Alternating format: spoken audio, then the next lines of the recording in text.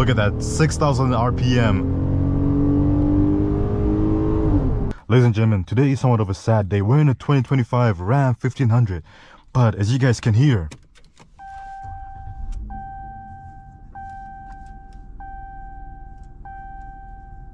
this thing has no Hemi. This is actually the 3.6 liter V6 pushing 300 horsepower and just above 200 pound-feet of torque, all-wheel drive, 8-speed automatic transmission. And yes, we did get some upgrades, to say the least. If we were to look around, cloth seats all around, like nothing fancy, but let's hop outside real quick and I'll show it to you guys real quick. This is the eTorque, making this a mild hybrid. Everything that's majorly different is in the front. We have an upgraded front. That's quite literally it. Everything else seems very, very similar to what we had before. But let's go for a drive since we're blocking some traffic as we are here right now. Oh yeah, I forget, old people, when they see something they don't realize, they stare at you. But yes, that's the thing with this car. A lot of things have changed. This is, on paper, a bighorn. It is a bighorn, but we don't get the Hemis. The Hemis have officially been discontinued. If you want a more powerful version of this car, you're gonna have to get the 3.6 liter V6. No, the inline 6, the turbocharged inline 6, the Hurricane engine that Dodge has been bragging about for the longest time. And since we're on somewhat of a scenic route, we get to talk about this car a little bit more in more chill and relaxed versions. This is a one-way tunnel, well, one-lane tunnel, so we don't get that much space. But let's do a quick little acceleration and rev test while we're at it. So rev test.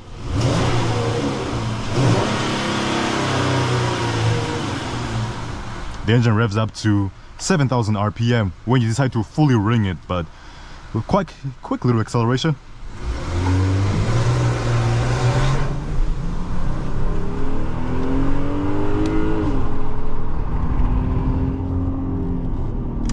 You guys will quickly notice that this car loves to redline. And it's actually surprising. They gave us a V6 that redlines its heart out. But for some reason they didn't give us paddle shifters so that we can keep hitting those redline buttons. I could never understand that kind of logic. Give us a car that loves to scream. But we can't access the streams unless we're moving very, very quickly. Why would they do that to us? Dodge doing Dodge things. Stellantis doing Stellantis things, really. But now let's do a quick little 0 to 60 in 3, 2, 1. Look at that, 6,000 RPM.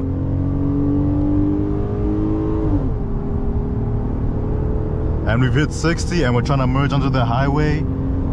There we go. Yeah, this thing is not quick whatsoever in any way, shape or form. But again, this is the V6, so your towing capacity has been decreased. Your acceleration capacity has also been decreased. But we do have some nice little goodies. 8 inches of screen, Apple CarPlay, Android Auto, a little bit of leather behind the seats, some storage over here, some more storage down there, soft touch materials all around. Like, overall, the cabin is a nice spot to be. But we're missing that rumble, that little bit of echo we used to get every time we would drive these cars. And I'm not hating on the V6. The V6 does its job well to introduce you into the big horn.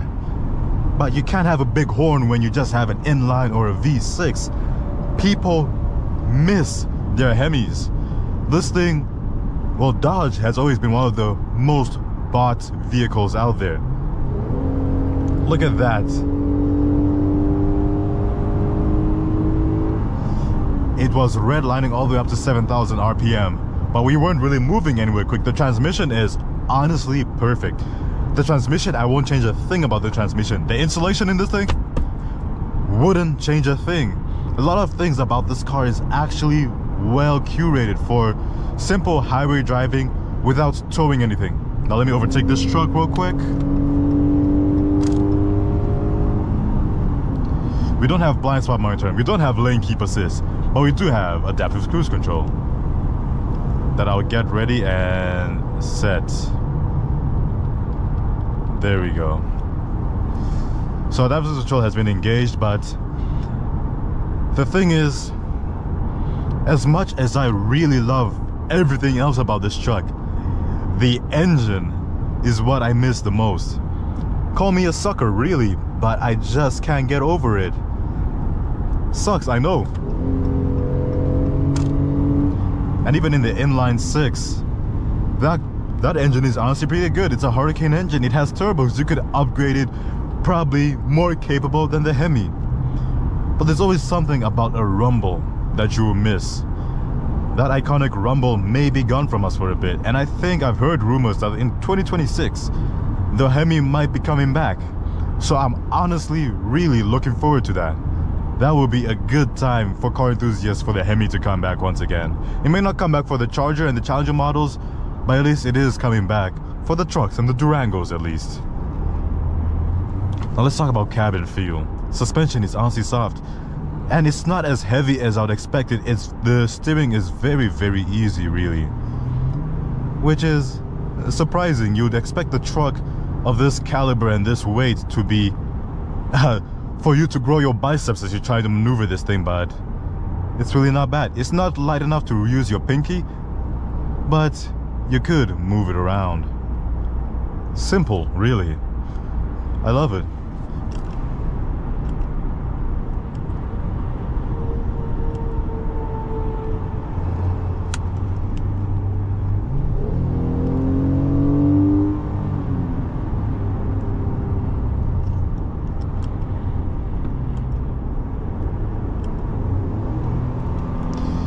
I'm playing around with my gear limits. I was hoping to treat it similar to paddle shifters, but it's really not. It just limits the amount of gears we have available to us in case we decide to tow something or move something, and we need to keep our RPMs high, which could help for enthusiastic driving, but it's not really the same as paddle shifters.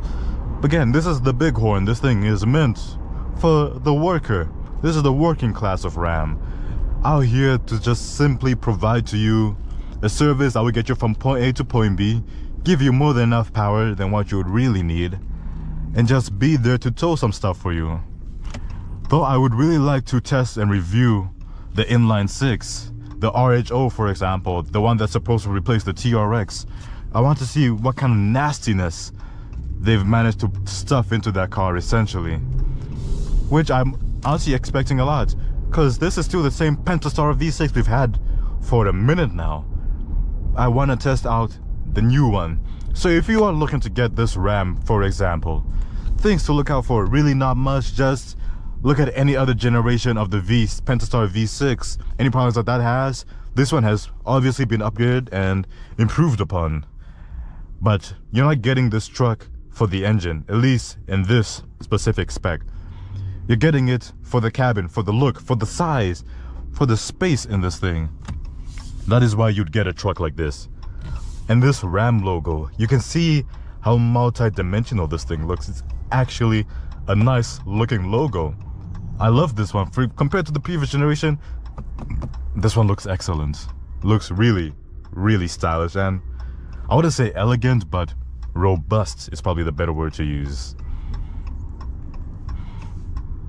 And of course, no matter where we go, even if we did have the fastest version of the truck, no matter where we go, there's always going to be traffic, so we're never going to use half of the truck's capabilities, which does suck, but oh well, it is what it is, really. Yes, we did talk about the infotainment system.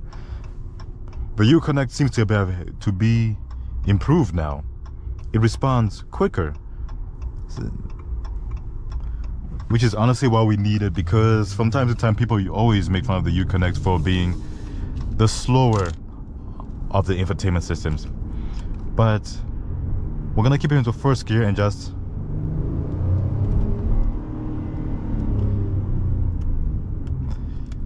man, I remember the first time.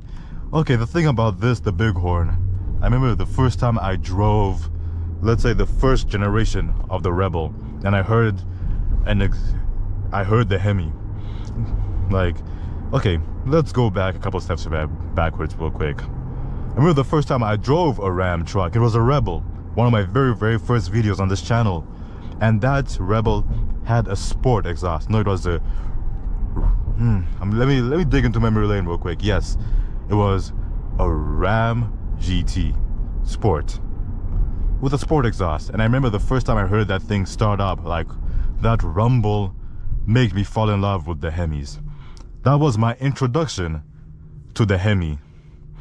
And now that we look at it this way, we have lost our Hemis. They are gone from us, taken away from us because of emissions and all those extra things in between. So every time I hear this car, it always feels like there's a part of me missing. It always feels like there's something about me missing, because my first impression of Dodge was with a Hemi. That Hemi was an icon for me, and that's the reason I saw people buying these things. Now they're transitioning from that. It's no longer all about the engine, about the rebellious spirit Ram is known about. It's about the interior, about the luxury, about the cabin feel, which, again, don't get me wrong, that's not a bad idea. But that would have been perfect to slap a Hemi into it as well, too. Sucks that the Hemi is taken away from us and gone. But there's not much we can do. Now let me show you just how high this thing redlines too. So we're gonna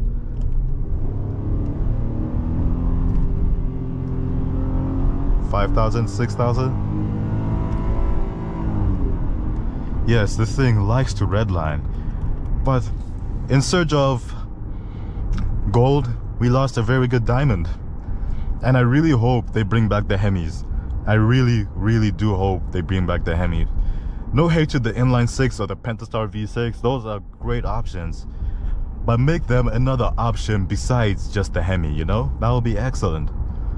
I'll say it again. In search of gold, we lost a set of very good diamonds. And maybe we will find diamonds and polish them up nicely, but for the time being, the engine still does feel like a downgrade. I would need to review the inline 6 before I fully give my stamp of approval or disapproval in whatever case happens. But that is currently what's going through my mind as I drive this car. If you've never driven a Hemi, you're in luck. This will be perfect for you. If you have driven a Hemi, you know something is missing. And that's the somewhat sad part. Ladies and gentlemen, this has been Morty in the 2025 Ram 1500 eTorque. Take care of your guy. Take care of yourself, guys, and peace.